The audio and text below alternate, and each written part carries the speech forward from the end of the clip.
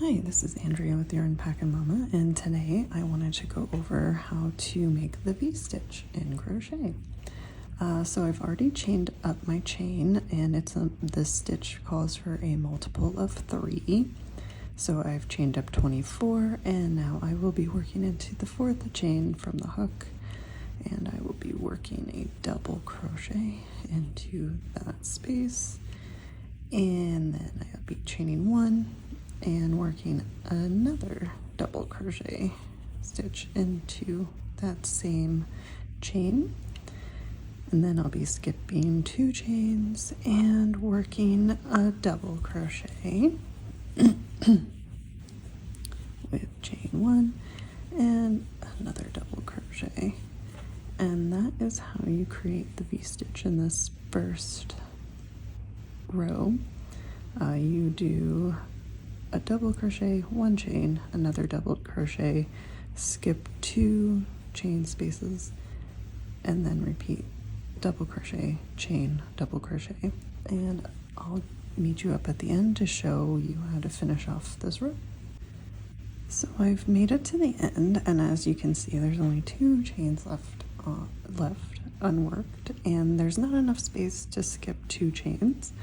So instead of skipping 2 chains, I'm going to skip 1 chain, and instead of working a V-stitch, I'm just going to put 1 double crochet into that last chain, excuse me. And now to move on to the second row, chain 2. For this, it's actually going to be working into the single chain space.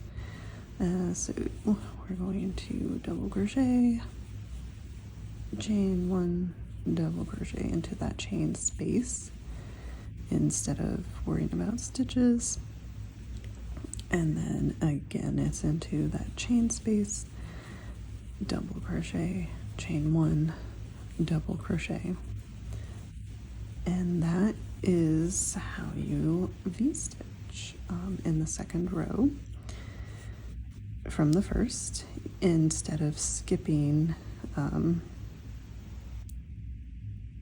chain spaces or chains, you're working into the chain space from the V in the row below, and you're not working into these window spaces as well.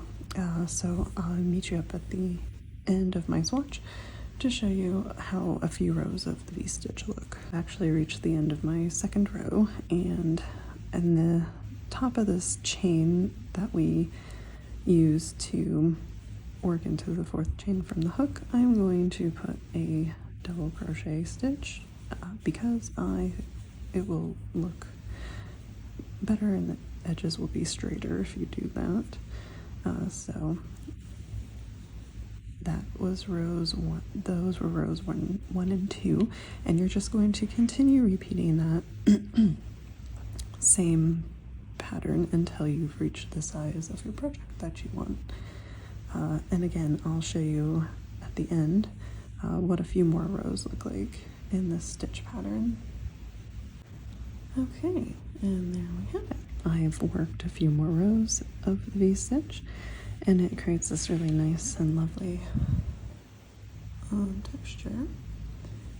It almost looks like a floral pattern with how these branch out in the chain spaces, and you can easily change colors between rows to make that V pop even more.